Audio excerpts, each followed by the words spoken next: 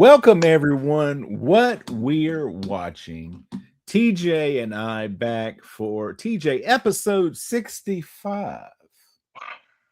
So We messed up last time. We said 63 and it was actually episode 64. So in the description for last episode, I actually had to do this long disclaimer. Look, we messed up because I didn't look at the number before I put it down there. But we made it to 65, TJ. I think that there's some. I mean, it's 65, bro.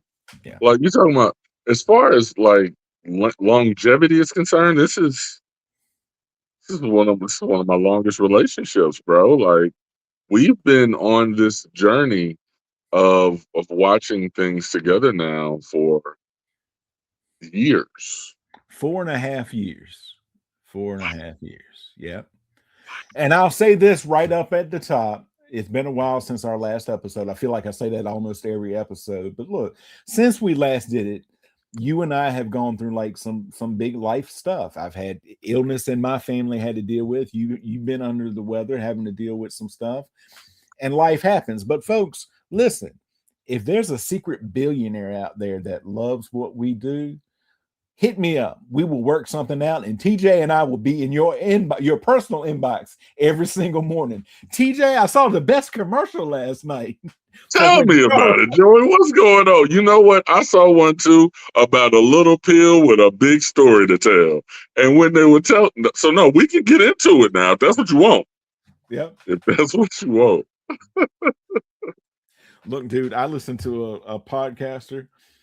They get so much from these things. They call their studio Blue Chew Studio. You know what Blue Chew is? I do know what Blue Chew is, and I can't knock the hustle, man. I mean, the Blue Chew is going to come in and endorse. I get it. I don't mind that Blue Chew money. What I will say to our audience, if you find yourself getting caught up, because we're at episode 65, that's more than we've surpassed you watching an episode a week for the year, right? Mm-hmm. So if you do catch up on everything and you find yourself jonesing, I'm going to tell you, if you'll just go on over to Patreon to Baby Kangaroo Media, that right there is going to give you even more of me and this guy. And I'm saying even more. I'm talking 2 short films. I'm talking bathtub baristas. I'm talking res life in the dark. Yeah, we got all that stuff, y'all. And all you got to do is just come on over. $5 blocks down the month. You get all that content, and that's only if you run out of it over here. I think that we got you covered because we got The Sopranos, we got Marvel, we got Community, we got Sherlock, we've got List on Die Hard. We've talked about The Weapons Lethal. Yep, I gave it to you backwards. So, folks, it's there. The content's there. There's places for it. Not to mention the Joey Harris Show. You do know that the man that I'm talking to has his own podcast, Joe Rogan style, that he just be coming out and just, y'all can't handle his cockshade. Listen, the content's there. I'm glad to be with you. I'm just a sidekick. That's all I'm doing. I'm just a sidekick. I'm Jiminy Cricket. We just recorded a super show. We did. Where, amongst other things, folks, we talked about if the world had that big, gigantic one-on-one single elimination matchup, how far would we get in it? Because none of us had the hubris to think we would win it all. No. But how far would we go? And what network would we end on? Because folks, 8 billion people are fighting. That can't be on NBC. That can't all be on NBC. There ain't enough hours in the day. They're going to want it. They're going to fight for it. They're going to want it. They're like, listen. They're going to want it like that Olympic coverage, but they can't get all of it. We're going to have NBC's 1 through 16. We got Peacock. We got Peacock Plus. We got Peacock Sideways. We got Peacock Feathers. Yes. And then they would have a Peacock app just for this battle royale. Right? But you know, Mothership Big Brother, Disney is not going to let that slide. Mm-mm. Disney want a piece too. But see, then you got some lower tier fights. So that's when you got your Roku channel, your Sling, your Howdy, and your Handies. That's where those come in. TJ, question for you. Okay. Uh-huh. Let's just say it's all random. Each once we finish one, they're gonna randomize the thing. And let's say we were just talking about before we get on. Your two ex-wives just happen to be paired up against each other, but it's on howdy. Do you pay the $2.99 a month to watch that fight? Like, listen, honey. All right, let's skip that one extra meal this month out. Let's throw that $2.99 down. For what, TJ? Oh, no reason. No reason.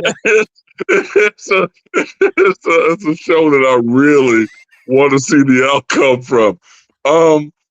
So you all that know me know that I am as well that I'm creative and willing to.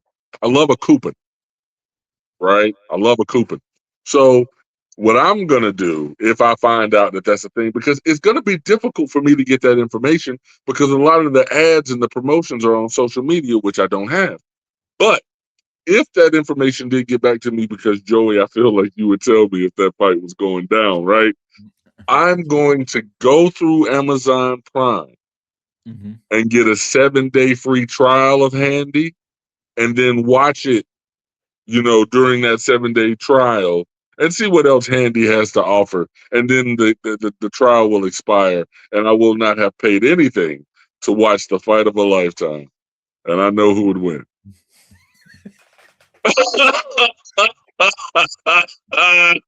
I know who I'd have my money on. Right. I would not bet, but it'd be hypothetical dollars, Hypothetical No, hold dollars. on. I'll take it back. I'd put $1 on it. Okay, I put $1 on it. Well, I mean, bro, I've gone to a gas station and bought a scratcher. I've gone to McDonald's and bought a McDouble. So clearly, I'm willing to throw away cash. So yeah, I would bet. I would bet $5, knowing that I'm gonna get that $5 back. Like, there's no way I'm not winning that money. Like, I know who's gonna win that fight. After that, though, do you kind of like play it off? No. Howdy has Star Trek: The Next Generation, and I've always been a fan of that show. I just never had time to watch all of it.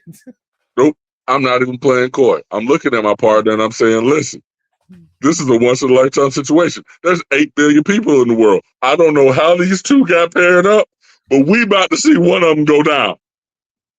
So grab some popcorn. If you don't want to watch, you don't have to. But I got some money on this one right here. Something happened. You're like, that ain't good. You go start walking to the kitchen because I see the combination coming. I'm like, oh, that's it. I start walking to the kitchen to refill my wings, man, because I'm telling you, yeah. But I mean, I feel like that's something everybody can say, and I know we're totally off topic because we're talking.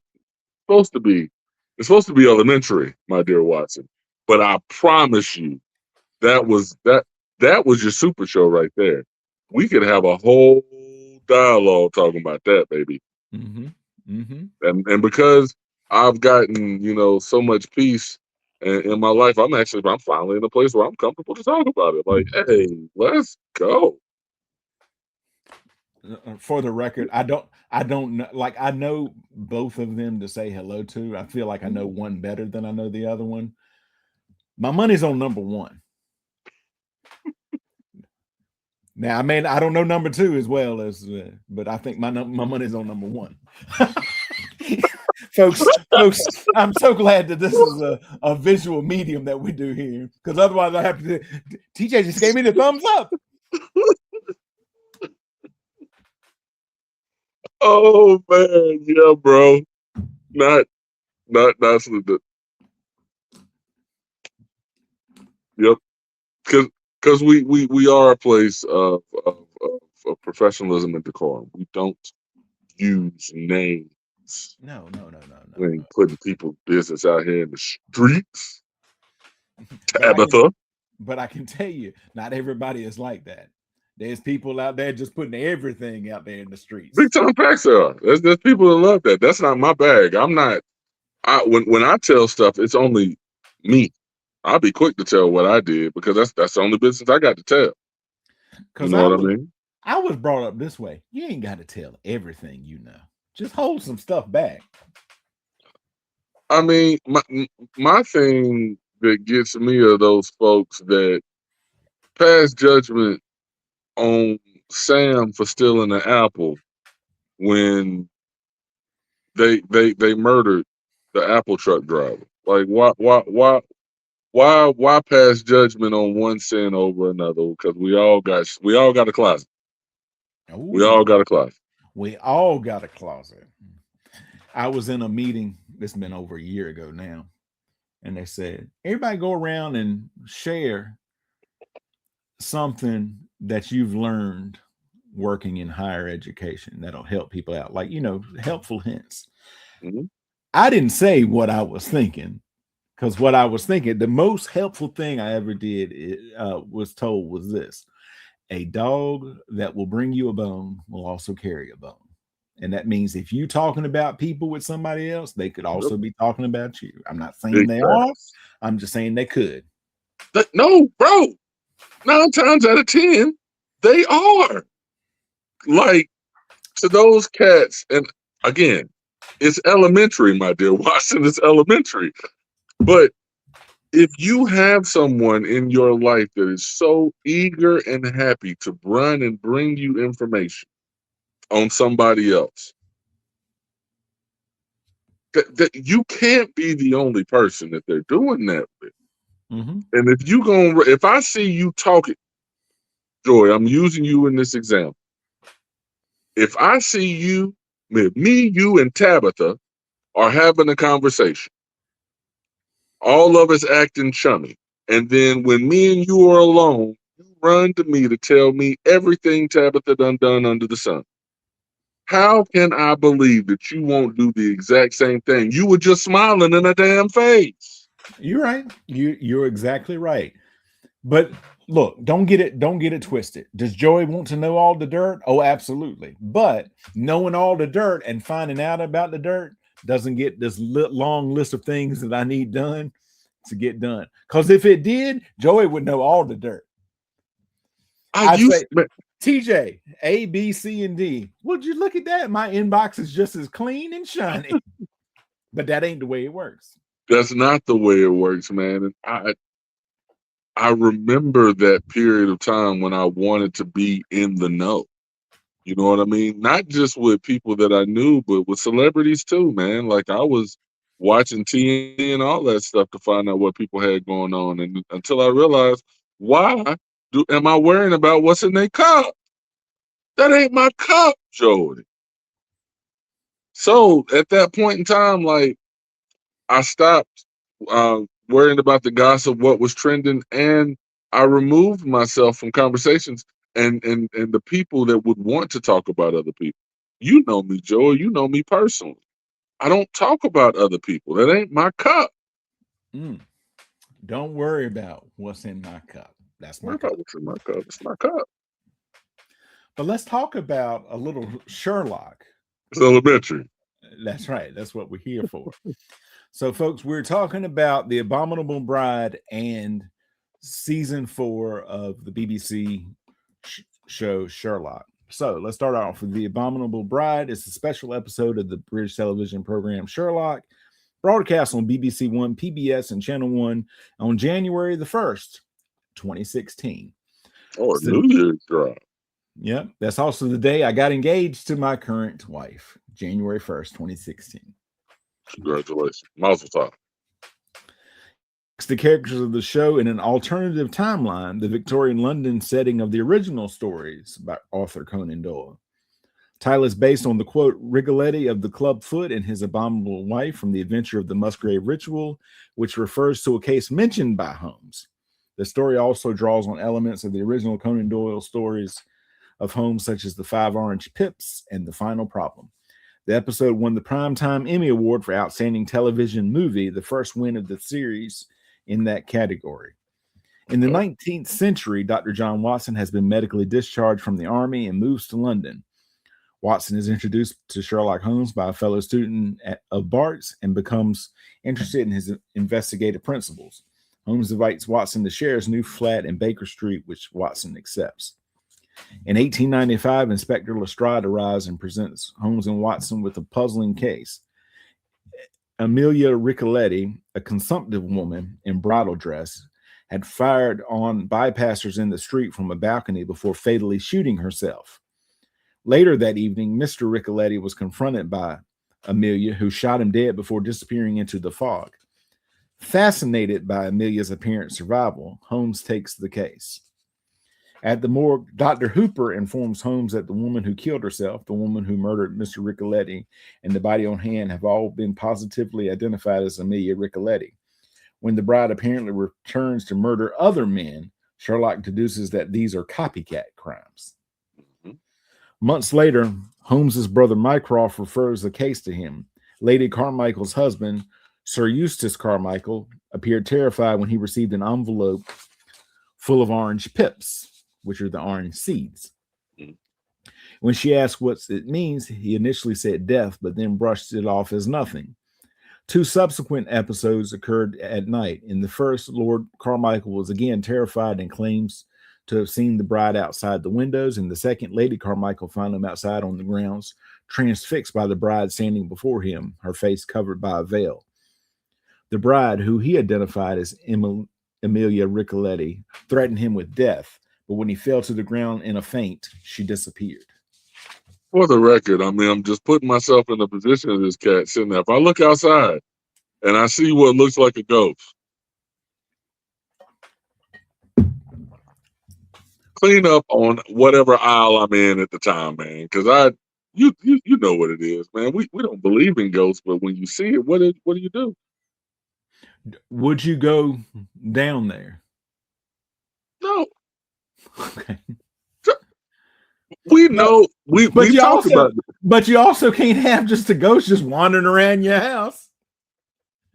I totally understand that. I'm locking myself in something until it's daylight outside, and then I'm never coming back to that place.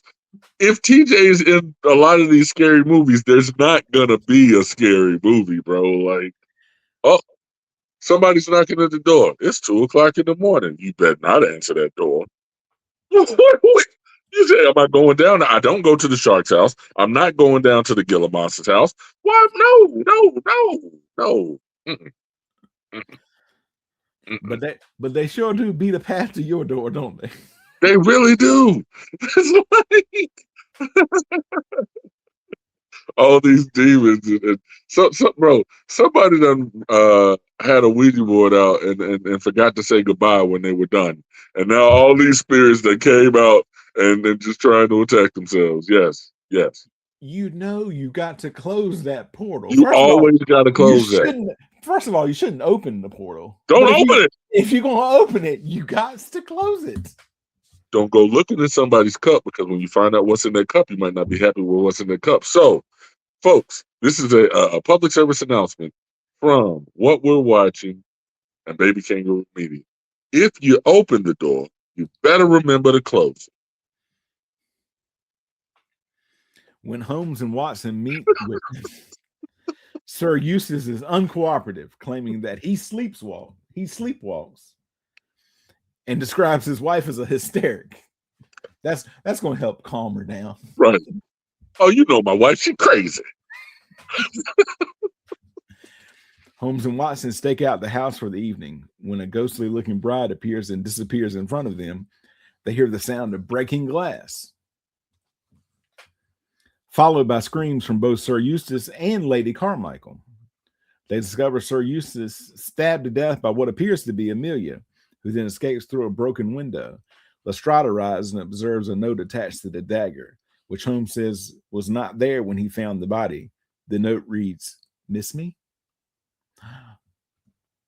That's a callback, ladies and gentlemen. Man, listen.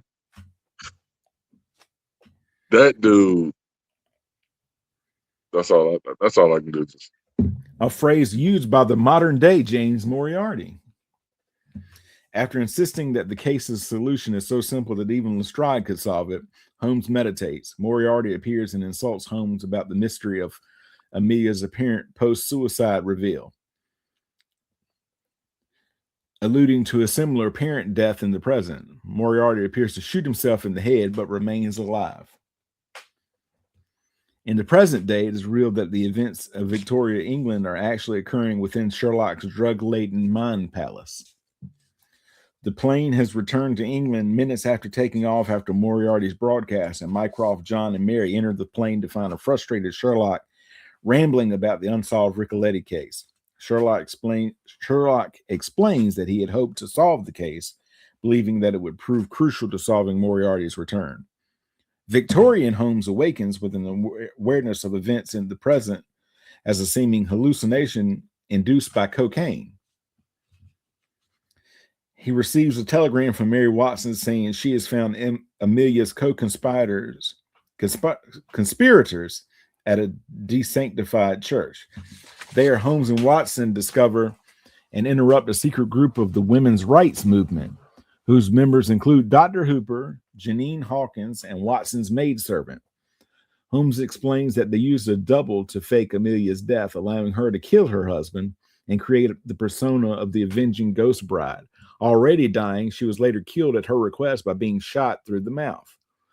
The duplicate corpse was replaced by Amelia's actual corpse, the one Holmes and Watson saw at the morgue, for positive identification. Since then, the women have used the persona of the bride to murder men who wronged them. Sherlock surmises that Lady Carmichael, being a member of the society, killed her husband. He makes his accusation to the approaching bride, assuming that it is Lady Carmichael. When he lifts the bride's veil, however, he finds that the bride is actually Moriarty,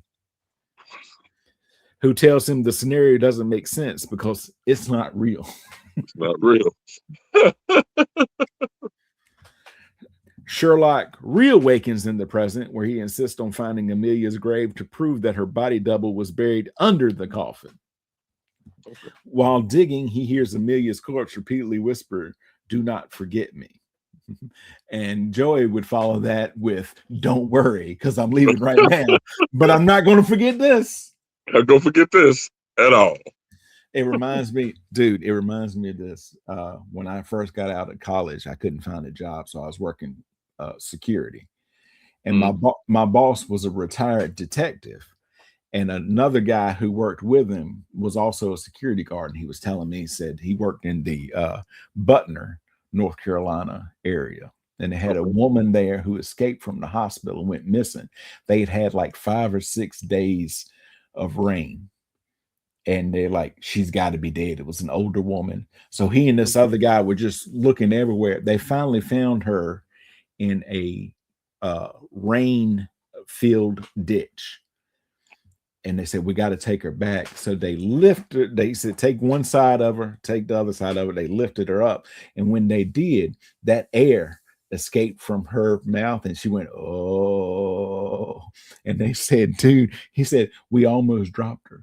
But then he goes, and I'm not lying to you. I remember him, TJ, the man's dead now, but I remember just as if it happened 5 minutes ago. He said, when she went, a possum ran out of her ass.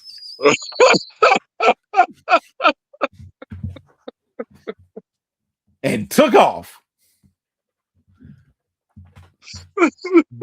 But it wouldn't have gotten that far. If I'd have lifted this woman up who was dead and she went, oh.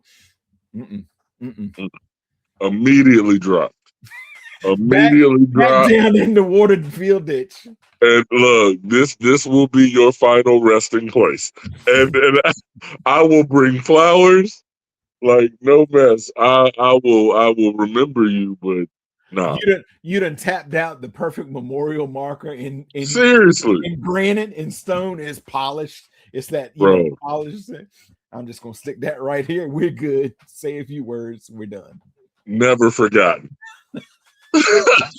because do not forget me. Oh, don't worry.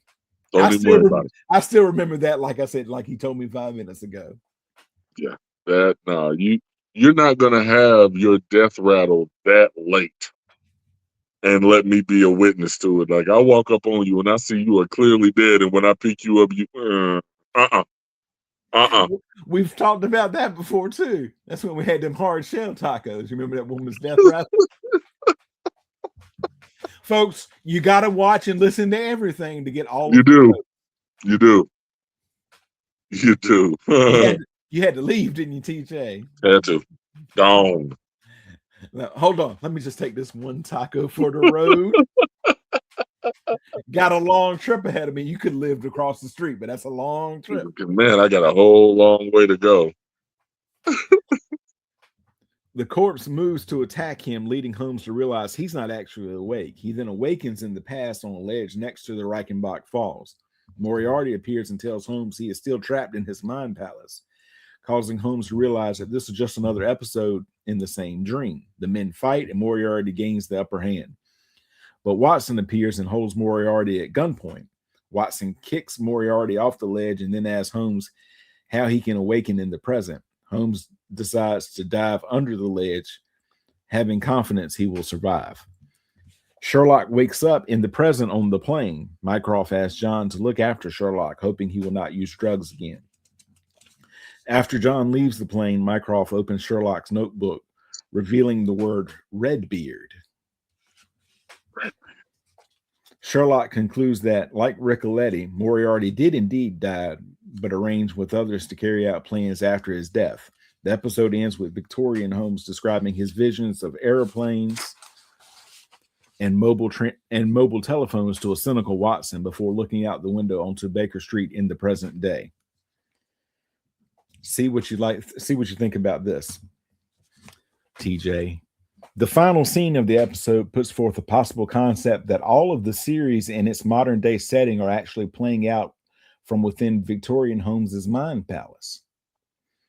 Mark Gatiss stated in the Sherlock the Abominable Bride postmortem, by having the scene right at the end when we go back to Victorian London, Victorian Baker Street, and Sherlock explicitly saying, it's an imagined version of what I think the future might be, we have really opened the ridiculous window that the entire series of Sherlock might be the drug-induced ravings of the Victorian Sherlock Holmes, which means we can do absolutely anything. Big facts. I mean, that's pretty dope. Because, I mean, when you think about it, you know, your history of Sherlock is that, you know, old school Sherlock, you know, running around in Great Britain and all that jazz. So I'm like, when I first said, yeah, like that would be interesting that everything that we've seen is a hallucination. Mm-hmm. Mm-hmm. I dig it. And when they were putting the series together, the reason that is that Gatiss and I can't think of the other man, I'm sorry right now, we're both big fans of the Holmes story, and it starts out as Watson coming back from Afghanistan being injured, and he goes, right, we've got troops in Afghanistan now. It's the same war. It just keeps playing out over and over again. You could do Sherlock in the modern day. Boom, there you are. We're off to the races. Right. That's it. So also leads up to this. Moriarty stating there is nothing new under the sun. It has all been done before. It comes from one of Arthur Conan Doyle's original Sherlock Holmes story, A Study in Scarlet. But it also refers to the biblical book of Ecclesiastes, chapter 1, verse 9. What has been will be again. What has been done will be done again. There is nothing new under the sun. Facts. Mycroft's mentioning of the Manor House case references the Greek Interpreter, which is another Sherlock Holmes story. In the UK, The Abominable Bride pulled in strong ratings overnight, scoring more than 8.4 million viewers on New Year's Day for BBC One. The final official consolidated rating after 7 days was 11.6 million viewers, making it the most watched program of the week in the UK. On New Year's Day, my guy. On New Year's Day. That, you know, you have something when you can take, you know, New Year and own it like that. Yeah. Mm. So then we go into season 4 itself. The Six Thatchers, the first episode of the 4th series, the 11th episode overall. The episode was first broadcast on BBC One, BBC First, PBS, and Channel 1 on January 1st, 2017. So 1 year later. A year later. Mycroft presents doctored footage of Charles Augustus Magnuson being shot so that it will appear to the public as though Magnuson was shot accidentally by a sniper. Sherlock and a committee chaired by Lady Smallwood are attending. Sherlock is freed and resolves to wait for Moriarty's posthumous revenge. Mary Watson gives birth to a daughter who is named Rosamund Mary. John befriends a woman he met on a bus. He starts an intense texting relationship with her, but eventually puts a stop to it. And folks, put a pin in that for right now. Put a hard pin in that one. Yeah, a bright red pin. Put a string around it because you're going to need that string later on. Oh, yeah, that string's going to connect somewhere. Mycroft and Scotland Yard detectives, including Greg Lestrade, bring Sherlock various cases, hoping they'll reveal Moriarty's scheme. One case involves the son of the Conservative cabinet member, Charlie Wellsborough. The son is found dead in a car crash outside their home, despite having been on a gap year in Tibet. Sherlock quickly solves the case and reveals that the son was hiding in a car, planning to surprise his father, but died from a seizure. A week later, a drunk driver crashed into the car and it burst into flames. Oh, the son died in the crash. No, the son had been dead for a week. Son had been dead for a week.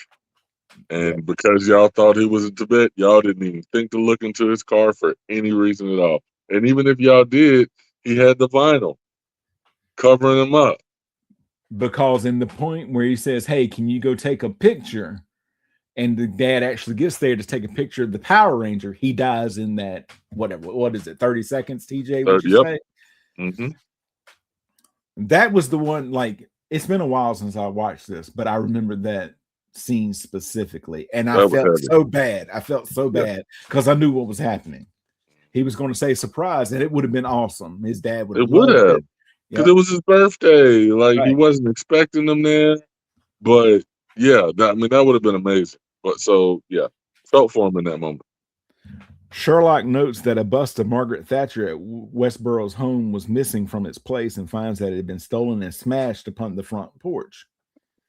In the following weeks, 5 other busts made in the series were also smashed. In one instance, someone was killed. Staking out the location of the last one, Sherlock encounters a culprit. They fight, but the culprit escapes. In the center of the last bust is a memory stick labeled Agra, like the one Mary had given to John, that, unlike us, he put in the fire and burned. We're like, nope, locking the doors, turn the phone off. I'm sitting there with the popcorn. I'm just we're gonna find out exactly who you are. Question by Sherlock. Mary relates her past as a freelance agent on a team called Agra. Each had a memory stick containing their confidential material, lest anyone be betrayed by another. 6 years prior, a rescue mission of hostages held at the British Embassy in Tbilisi went wrong when the captures were tipped off and killed everyone on the team except AJ and Mary.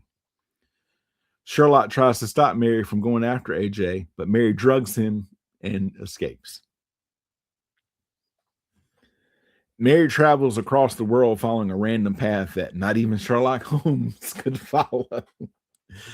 But having planted a tracking device in the memory stick, he was just making it up. He's like, no, I saw this, and then that happened. And Sherlock and John intercept her in Morocco. AJ arrives, having followed Sherlock, and attempts to kill all 3.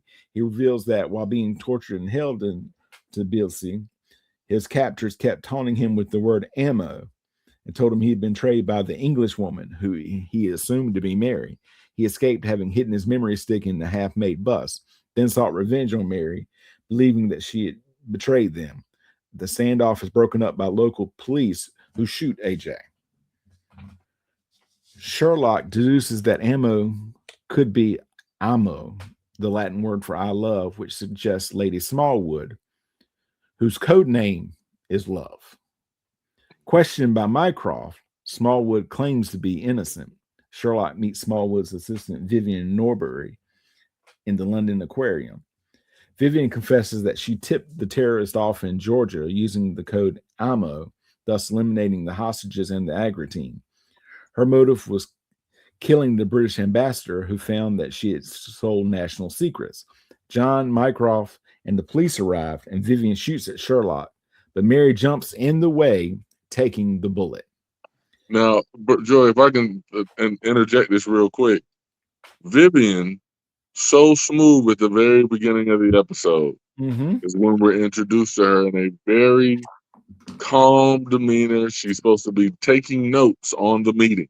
Yeah. And they're like, nah, you don't need to take notes on this. And then Sherlock brings her in, asking her a specific question about what kind of dessert she like. And she's like, Mivies? Do they still make Mivies? Yeah. So then we get to this part where, we get this reveal that she's Amo. I'm like, that was pretty smooth. Feeling like you're the smartest person in the room when everybody thinks that you're just, furniture, essentially is what they, Sherlock is trying to play it out. So I like that reveal there. TJ, if this were like a hugely popular program and they're like, let's just do it all the time, and it had hundreds of episodes and you got really into it, I feel like at the end you'd be like, pip, pip, cheerio, England swings like a pendulum do.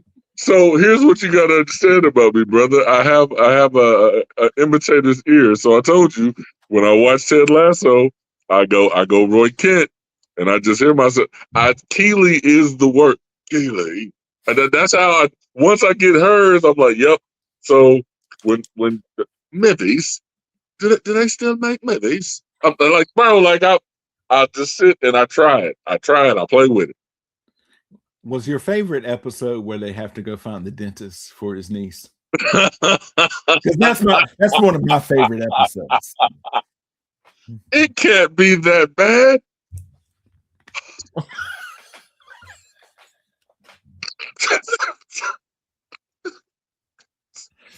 We're gonna go find someone.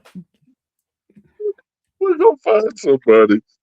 No, I cried the first time I watched that scene. I watched that scene before I watched the show, and I cried watching the scene. So when I finally got to see it in the show, man, I cried again, man. Yeah, that was a good one. There's another thing I'll have to when I can get up with him again, I'll have to text my brother-in-law.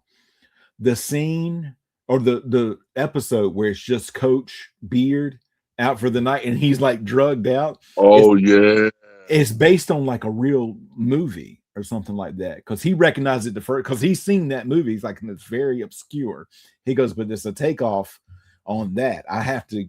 I'll ask a soccer coach that got and they I lost. I don't know if it's a soccer coach, but whatever the experiences that he's experienced. Got you. Yeah, that was a one-off episode, but it fit. It fit because we always knew that Coach B was an odd duck. So being able to see how he lived, I thought that was pretty dope. And the first time we watched it, the final season was not out, or final as of what they've released. What was the finale? What was the finale? It had not come out yet, but we it's when my wife and I had COVID and we were in quarantine, so we just binged the first 2 seasons right there. You sleep 12 hours a day because you can't do anything when you have COVID. I get it. I was just worn out, and then we just watched Ted Lasso, so we blew through. It took us like 2 days. It's an easy watch. Kelly. You kind of look like Kelly. Mary professes her love and gratitude to John and Sherlock and dies. John, grief-stricken, blames Sherlock, who had vowed to protect Mary. That was hard, right? Like, because Sherlock, while I can say it was not his intention for Mary to die, he did. I mean, he was very nonchalant about, I'm here for her. Like, she's better at this than you, right? Like, he brought her in, so yeah, I can understand why he would blame him. In his home, Mycroft finds a sticky note reading 13th and places a call to Sharonford. Sherlock visits John's therapist, but is unable to open up to her. Mrs. Hudson gives Sherlock a DVD, which contains a posthumous message from Mary. In the video, Mary asks Sherlock to save John Watson. Sherlock attempts to visit John, but Molly gives him a note from John and tells him that John would rather have anyone's help but Sherlock's. which I also understand. Oh, sure, sure. Because let's say our, stoner speculation isn't true, and this isn't actually a fever dream from the Victorian age. This is actually happening. Everything that's going on over the first 3 seasons, Mm-hmm. where I have told you that I had issue with Sherlock, and Mm-hmm. he never got his comeuppings. Now it's directly affected, John and his. So yeah, I did not fault him for that. They do. I will say this: they do. I think pay off just about everything that has led up to Oh, this because he's been a jerk.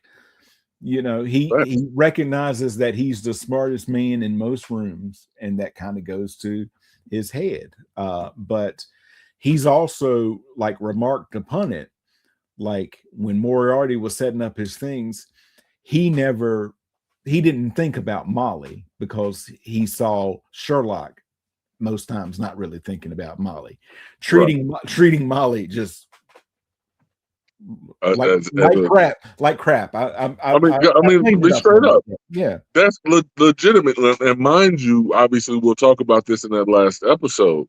But that's another reason that made that last episode hit so hard. That scene that he had with Molly Mm-hmm. hit so hard because of how we've seen him treat her, talk Right. to her, dismiss her for 3 seasons. So yeah, great writing. Mm-hmm. Absolutely. And also because John remembers, hey, here's this man that for 2 years I thought was dead, was my Right. best friend. And then we come back from that, everything is good. We go through all this, and he made a vow. He called it his last vow that he was going to always protect the three of them. Yeah. And now one of the three is dead. I can see where John would be extremely hurt and that he wants help. He needs help. I take that back. He didn't want help. He needs help, but not from Sherlock. Just think about that wedding, bro. Mm-hmm. Like, I know we're gonna move on, but I mean, that wedding in itself was like His best man speech. that's what I'm saying. Like, Time to come you talk about the elephant in the room and you did all this for this relationship, and then not even to mention the relationship and how he found out that she was lying and all that stuff. I mean, like, that is the snapshot of life if I've ever seen it, man. It's chaotic, and there's meaning in so much, right? There's meaning in so much. So yeah, man, I felt for John hard on that one, bro. And I felt for Molly having to be the one to relay the message. right. So then we go to the lying detective. Second episode of the fourth season, the 12th episode overall. First broadcast on January 8th. Miss Hudson is the star of this episode. 100%. 100%. Okay. Now I'm going to say this. All right. So let me say this first two sentences. Sherlock remains distant to Watson, who is still grieving over the death of his wife, Mary. John, who is seeing a new therapist, conceals the fact that he is having hallucinations of Mary. The way that they set it up, you think he's seeing another woman, Another woman, like in the bed with him, and yep. Have you told her about me yet? No. Yeah. And that's what you said. You just got the voice off screen. So I honestly thought that he had picked it up with the girl that he had been having the text message affair with. I'm like, oh, well, your wife's dead now. Now you can do it without feeling guilty. Right. Would it still be tacky? Yes. Yes. I'm not saying never move on, but that wound is a little fresh. That's what. So yeah, like again, because we had just found out that he was entertaining this text relationship and her dying, and then we hear the woman's voice off camera. I'm like, well, I guess he continued, Mm-hmm. and then you see her and you're like, oh, she's not dead. But I'm like, hold up, how did she not die? But then you realize she is dead. She ain't dead. Like, that was, for me. Folks, a little behind the scenes action here. This is the point where I sent TJ a message and says we've got the television host from the Fantastic Four, we've got Stephen Strange, we've got Agent Ross, and we've got Zola. Arnold Zola, all in one episode of Sherlock. All in one episode. And TJ said, that's how I look at things now, through the MCU lens. Through the MCU lens. I'm like, so sitting with my partner, we're watching something, and I was like, oh, there goes another member of the TVA. And she's like, what? And I was like, there goes such and such from TVA. She's like, oh my God, that is them. And it's just like, that's because honestly, it's like Marvel and then everything out from around it, right? Like Marvel has made itself event, television or film. Like it's an event. You want to go. We wanted to go see Deadpool and Wolverine. Like that was a thing, So I mean, it's like because Marvel has made itself that everything is kind of bubbling out of it. Right. Also, I did this several years before, but not with Marvel, with something else. My wife and I were watching Gilmore Girls. It was the first time I had watched it. She'd seen it before. And Lorelai and her mom go to the bank to get a loan for her hotel. And the guy's there that played Larry Dallas on Three's Company. And I said, hey, it's Larry. And she said, who? I said, Jack Tripper's friend. She said, who? I said, from Three's Company. She said, what's that? I said, Larry, that's Jack Tripper's friend from Three's Company. I don't know what else to tell you. Google is your friend. Google it. Throw it in your Google machine. I figured this generation now, because everybody from Three's Company is gone, right? So it's like there's nobody pushing for a reunion because everybody's gone, right? So they don't know anything about Three's Company. And John Ritter was an amazing actor. Like it's crazy. The a couple of the roommates are still alive. Of course, he's passed on. And I forget because is Suzanne still alive? Suzanne is not still alive, but Janet is still alive, and Terry and Cindy are still alive. And I forget who they got to play Mr. Furley or Mr. Roper. Anyway, they had a stage reading of an episode through his widow's foundation for that heart disease that he had, or problem that he had. She raises money for that, and his son was there but did not play Jack. And he's like it just is too hard for him because he grew up on that set. Like he's familiar with all of that. In fact, I know of a man who was there, and this has been several years ago because it involved Don Knotts on an airplane. And he said, Mr. Knotts, I've always been a big fan. I hate to bother you, but I work with Jason Ritter on a show or something like that. And he said they had a pleasant conversation because Don Knotts knew this little boy from when he was growing up. And he's like, could you tell him that I said hello and that he can always contact me here because of the closeness. That's awesome. Of that. But yeah, no, I totally get when you're like, oh, I look at things through the MCU because there were 4 of them at this point. Right.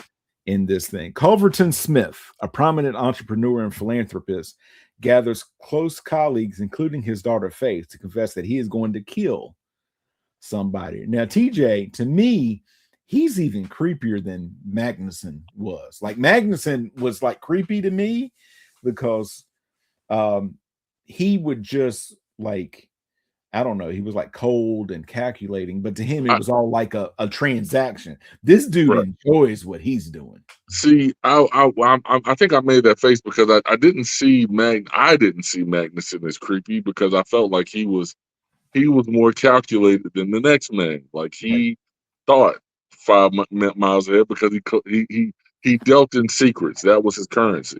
Right.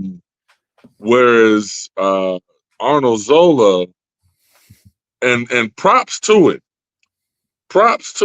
I don't know if that's his real grill or if they've been giving him, fake fronts, but the whole look, how he played it, so eccentric, I loved that character. Mm-hmm. He was a piece of excrement, but I tell you, I enjoyed that character. Mm-hmm. This man say, I'm living out in the open, running commercials, calling myself a serial killer. I'm a serial killer, I'm a serial killer. and then he tells her bring it in closer, and he spits it off. You can sell that for a lot of money later. I can make some more of that if you want, anytime you need. I'm like, did you just tell me that you could chew up cereal and spit it into a bag anytime I want? I'll make some money off that. TJ, as long as we've been dealing with fart for money, you know. You want, bro? I sit on the birthday cake for the right price. Before he does so, he forcibly injects them with a serum that inhibits memory. Faith is still able to remember fragments and writes them down on a sheet of paper. She comes to Sherlock, who has started abusing drugs again, and says that she remembers one word that shook her. Sherlock dismisses her case as being too weird and refers her to Scotland Yard. That's too weird for me. That's too weird. You can call the police. They're more equipped to help you. Before Faith leaves, Sherlock realizes that she is suicidal and offers to walk with her around London.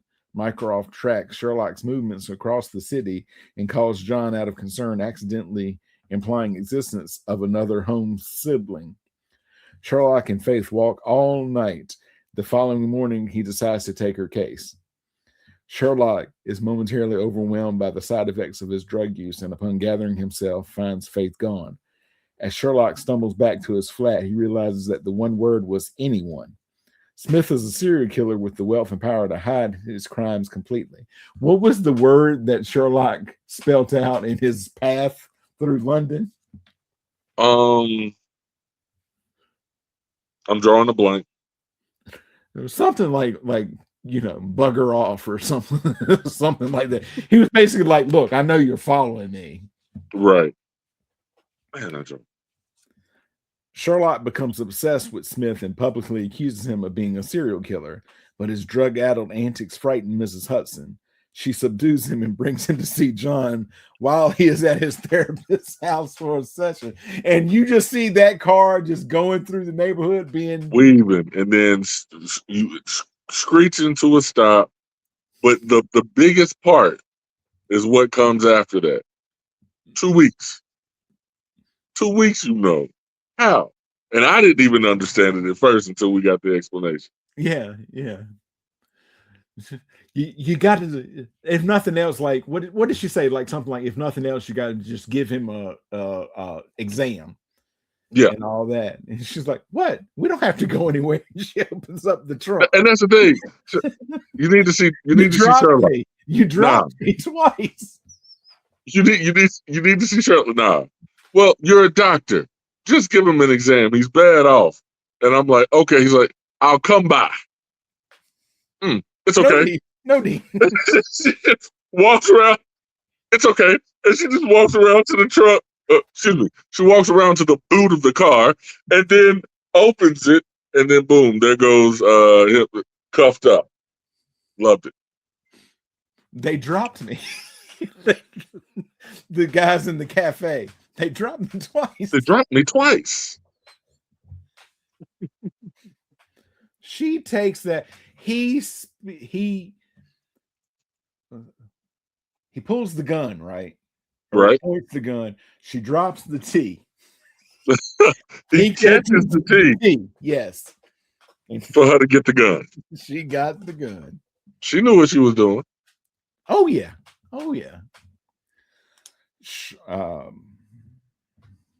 Much to John's shock and annoyance, the arrival at his therapist's house of a car sent by Smith and then of Molly Hooper with an ambulance were all prearranged by Sherlock 2 weeks prior, even before John had chosen his new therapist. I want a second opinion. Who? It's got to be somebody I choose. Okay, who? Molly. Ding dong. Molly just happened to be at the door. How'd you know this address? Oh, Sherlock gave it to me. About 2 weeks ago? Yep, about 2 weeks ago. I was like, get out of here, man. And Molly and the ambulance. he's so upset until his hallucination explains it to him.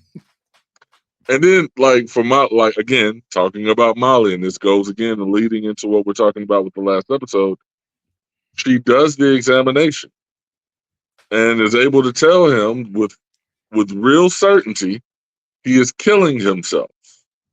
He is dying. Mm-hmm. Right? Like, so why you needed to involve her, why she had to be the one to do the test because, man, again, they're running her through it. She's owed some money. Mm-hmm. Mm-hmm. Sherlock and John are brought to a studio where they meet with Smith, who reveals he has used Sherlock's accusation as a publicity stunt to support his new brand of cereal, saying he's a serial killer. He claims Sherlock was in on the joke and then takes them to visit a new hospital wing for which he had been a major donor. Smith then takes Sherlock and John to his favorite room while repeatedly mentioning 19th century serial killer H.H. Holmes. H.H. Holmes. John asks Smith how he moves through all the rooms freely, to which Smith replies that he has keys to the hospital. They gave them to me. It was a whole ceremony. You can watch it on YouTube. Pip, pip, cheerio. That's how he says it. You can watch it on YouTube. As Sherlock tries to goad Smith into a confession, Faith arrives, having been texted by Sherlock from Smith's phone. Upon seeing her, Sherlock realizes that she's not the woman who had come to his flat. Frustrated and suffering from withdrawal, Sherlock attacks Smith with a scalpel, but is stopped by John, who attacks Sherlock in anger, blaming him for Mary's death. And right before this, you see him talking to Lestrade. And so now you're learning that everything is in flashback. And you're like, right, did he kill Smith? Because then they show the scalpel. I'm like, oh man, he stabbed him in the neck. When he said he was like, I didn't know he grabbed the scalpel. And I was like, oh, who? So then I'm thinking Smith, because Sherlock accuses Smith of grabbing it, even though he had it in his hand. Sherlock is admitted into Smith's hospital, where John pays him a last visit. After John leaves, Smith enters Sherlock's rooms through a secret door. Sherlock asks Smith to kill him and directs him to change the dosage on his intravenous machine. Sherlock induces Smith to confess to his murder, and Smith begins to suffocate him. But Watson bursts into the room, having been alerted by Mary's video, asking him to save John Watson by going to hell. But listen, old boy just knew, oh, Sherlock, we examined your coat and removed 3 recording devices. What is it about the number 3? Right. He's like, cats hear the number 3 and they just stop looking. And so he had everything. And then Sherlock said, like, this probably won't be admissible in court, but he just wouldn't stop confessing.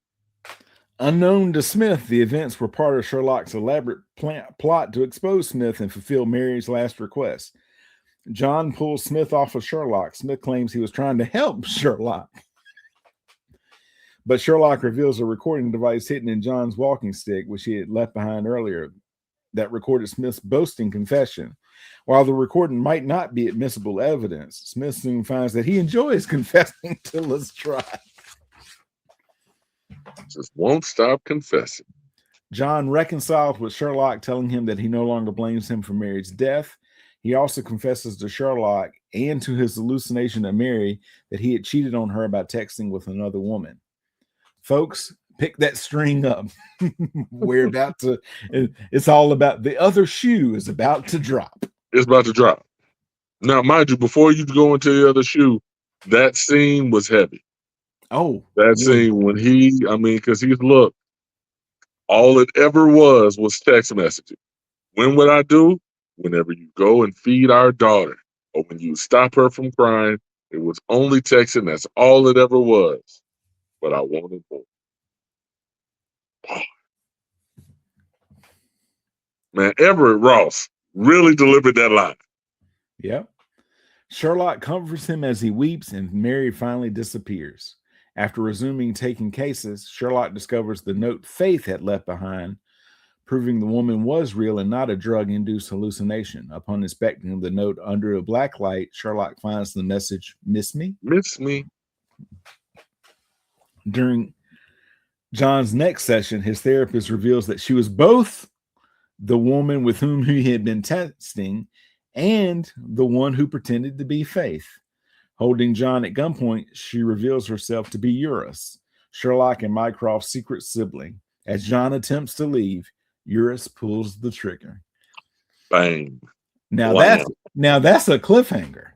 That's what you call a cliffhanger right there, buddy. I mean, not only do you tell me that the person that I had this affair with on my wife was actually you, who I'm talking to as my therapist for the past couple of weeks, and is also, man, yeah, she woven in deep. Which brings us to the final problem, the third episode of the fourth series, and the 13th episode overall. The episode first aired on January 15th, 2017. To date, no further episodes of Sherlock have been produced, making the final problem the presumptive series finale. A young girl wakes up on an airplane and finds everybody asleep. Panic-stricken, she answers a ringing mobile phone, only to hear the voice of Jim Moriarty announce, "Welcome to the final problem." After Sherlock stages a break-in at Mycroft's home and tricks Mycroft into revealing Eris's existence, Mycroft reveals that, like himself and Sherlock, Eurus was also born with advanced intellectual abilities, even describing her as an era-defining genius on a par with Isaac Newton. However, she also had a total lack of normal sensation and emotion. After she kidnapped and killed Sherlock's dog Redbeard and set their house on fire, Sherlock's parents sent Eurus to a mental institution. But Mycroft reveals that behind their parents' backs, he had Eurus transferred to Sharonford, a government black site and maximum security prison within a prison in the North Sea. The whole experience had been so deeply traumatizing to Sherlock that his memories of her had been rewritten. What do you have, TJ? If you were going to rewrite your memories, what do you do? Like, how deep did they have to go to rewrite his life? Bro, you talking, I mean, when you're talking about a kid, that mind, man, is it's a trippy thing. So you tell yourself something to be true enough. Oh, yeah, you start to believe it's true. And you'll start to believe it's true. Their conversation is interrupted when a quadcopter carrying a motion-activated grenade flies into Sherlock's flat. John, Sherlock, and Mycroft flee as the bomb detonates. And they're like, "Hey, you go here, I'll go here, and good luck." Blasting Holmes and Watson out the windows. Later, John and Sherlock hijack a fishing trawler to travel to Sharonford, carrying out a diversionary plan so that Sherlock can reach Eurus's cell with Mycroft disguising himself as a fisherman. You notice nobody ever looks at the man who comes in with the uniform on. Isn't it funny that they announce themselves as pirates? Just going back to that previous episode with the story that they kept going back and forth with the guy who was trying to escape death. Yes. And they talk about how later on he eventually comes up and announces himself a pirate. I was like, wow, that's exactly what Sherlock just did. So I thought that was pretty cool. Mycroft and John corner the prison governor, discovering that he has explicitly disobeyed Mycroft's protocol and has allowed Eurus to interact with prison staff. Using her skill to reprogram everyone she speaks with, Eurus has effectively ruled the prison. Meanwhile, Sherlock talks to Eurus, but after toying with him, particularly about Redbeard's death, she attacks him and knocks him unconscious. The guard locks Sherlock, John, Mycroft, and the governor together in Eurus's old cell. It is then revealed that 5 years prior, Mycroft granted Eurus an unsupervised 5-minute interview with Moriarty as a Christmas present in exchange for her detecting national security threats to Britain. During that time, Moriarty agreed to record video messages for her. John wakes up in Eurus' cell with Sherlock, Mycroft, and the governor, and the young girl's distress call comes through the speakers. Sherlock tries to talk to the girl, but Eurus stops the call after forcing the governor to kill himself.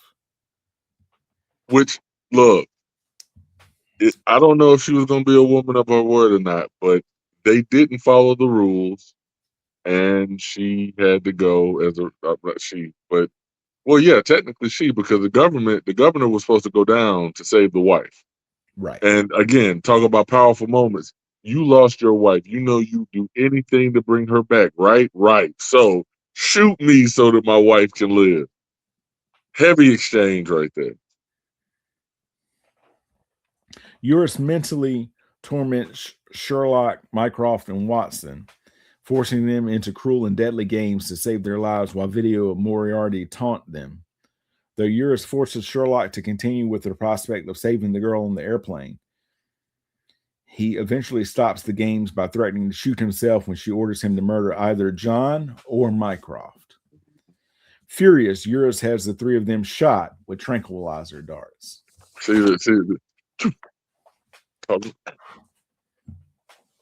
Sherlock wakes up near the burnt out wreckage of his family's old house. He speaks to the girl in the airplane to guide her in landing safely. John wakes up chained at the bottom of a well. As Eurus raises the water level in the well, John finds a child's skull there. Sherlock realizes that what he thought was his dog Redbeard was his childhood friend Victor Trevor. Redbeard was Trevor's name when they played as pirates. Yellowbeard and Redbeard.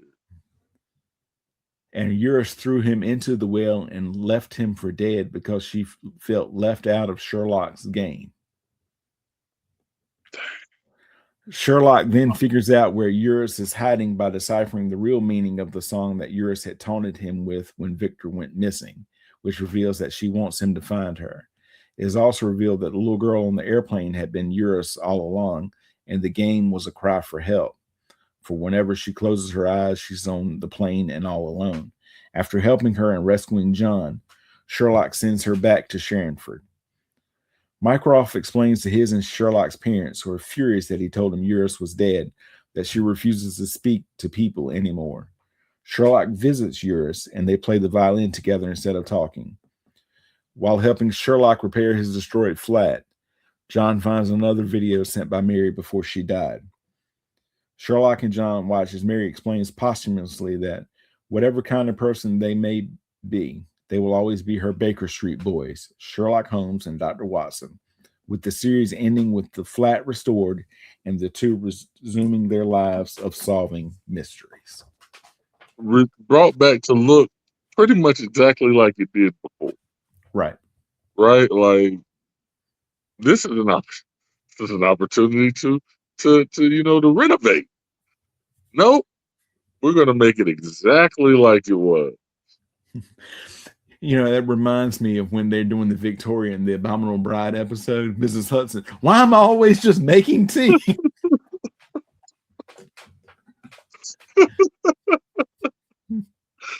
Look, like I say, respect to Miss Hudson. That her character arc popped up. She said it. Look, my husband was a drug lord. Okay, I was the wife of a drug lord at a house in central London. Don't talk to me about that, man. You don't know my life, man. You don't know my cup. They dropped me twice. They dropped me twice. How'd you get them in the car? I had neighbors help. They dropped me twice. Well, they are your neighbors. They know him. They know you. Yeah. So, they know you. TJ, thoughts on season 4? Yes. Yes. Everything that happened in the first 3 seasons led to this. I can say the payoff was worth it. Right? Like, I liked these 3 episodes, and I liked them because of the overall anxiety that I would get from watching the show in the first 3 seasons with the relationship that was had between Sherlock and Holmes, for it to Sherlock and Watson, for it to come to a head like it did, with John really you know, having a hard time. He Yeah. had a hard time. It's like before John made excuses for Hmm. Sherlock and his behavior. He was really enamored by his genius, even going as far as to forgive him when he lied about being dead for 2 years and went with the whole. I mean, don't forget the bomb. Don't forget that bomb threat that he lied about Right. to make John say that he forgave him for being dead for 2 years. I'm gonna lie to you and tell you that I can't defuse this bomb and make you think you're gonna die. So all that stuff happened. John finally reached his straw, right? Like that was the last one. He had no F's left to give Right. because his person was gone. Hmm. And I felt like with regards to writing, acting, and then the obviously why we go to Sherlock, which is the mystery. All of that hit for me this season. So I got two thumbs, and then I got two toes that resemble thumbs. So I'm gonna put all four of them up. Okay. All right. What about the series as a whole? The series as a whole, it was hard for me to get into at first, only because I wasn't used to seeing Benedict Cumberbatch in this role. I didn't necessarily care for it. Um, because when I tell you, anytime I'm watching something, I put myself in the route. I have a hard time being around Sherlock. Hmm. So that was, but I still loved how they deduced things, right? Like it's like the only thing that I didn't like, and maybe that's a credit to good act, good writing, is that I did not like the personality of Sherlock, but I wasn't supposed to. Right. I don't feel like I was supposed to like him. He's not supposed to be likable. And again, if you're watching for longevity's sake, you can't just watch season one. You gotta watch through season three because when you watch that wedding episode and you realize how self-aware he truly is on who he is, I'm like, yeah. Um, it was slow. It was a slow burn at first, but I got more into it towards 3 and 4. So for it to, like I say, for it to culminate the way it did, um, it's not the worst show that I've ever watched. Um, I'm putting it up there in Oh, my because it's like I'm gonna rank it different, right? Like I have to if I'm ranking my BBCs, it's top five BBCs. But if I'm looking at it like, well, overall, where does it fit in my shows? It's not gonna be in my top 10 shows, but yet this season, that season 4, it hit on so mhm. many levels. And you brought up something where you're talking about the speech that he gives in the wedding episode Mhm. that he's aware of, especially you follow up the next episode where he's like, get it right. I'm a high functioning sociopath before he Yeah, shoots that man in the head. head. Yep. Like So he knows who he is, and then he we is get even fully more self-aware. Yeah. into his vices with Right. regards to drug use and things like that in the last season. So yeah, again, big fan, big fan, good stuff. All right. I agree. I agree. And I would definitely put it up there. But like you, probably not my in my top 10, but not a bad show. But I mean, Oh, not by any means is a bad show at there's all. but you probably watch how many shows would you hundreds at this point in your I've life? lost count of Yeah. how many shows because we think about the hitters, right? We think about the ones that last forever. We think about Game of Thrones. We think about Sopranos. Those shows that get 5 seasons or more, right? But how Right. many shows have you watched that was one and done or two and done? Like, man, like like in your heart of hearts, that show deserved more than 2 seasons, right? But it didn't happen, and you're pissed because you're like, I'm a part of the problem. If I had watched it when it was on, maybe they would have stayed on, right?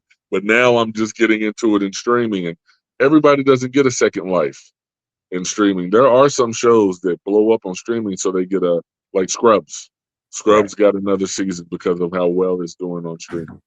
But that doesn't happen for everybody. People have been pushing for Firefly to get a third season for years.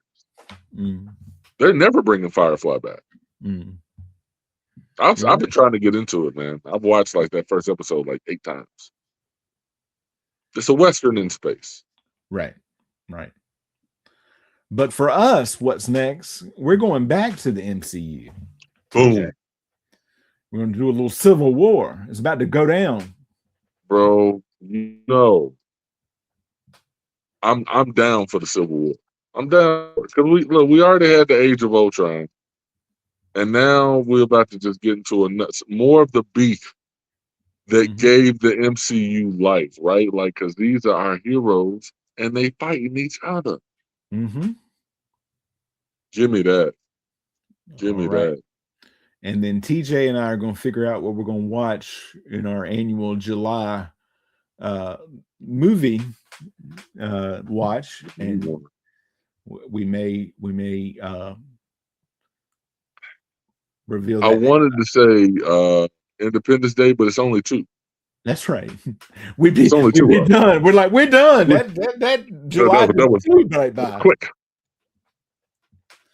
All right. quick. But no, I mean, I think there's something interesting that we can do.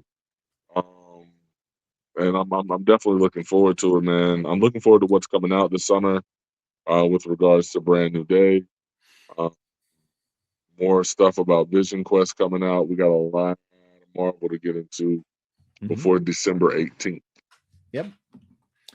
All right. But for TJ, this is Joey saying that you can always get us again, Baby Kangaroo Media. You can do babykangaroomedia@gmail.com. Leave a comment, like the video, hit subscribe right there in that corner. You hit that, hit the bell, you'll get notified every single time we drop an episode. It'll go ding, they've dropped an episode. It will. Just like that. Notification, and you just click right on it, take you straight to it. Yeah. But for TJ, always a pleasure, my brother. Thank you so much. This is Joey saying we will talk to you all next time. I'm the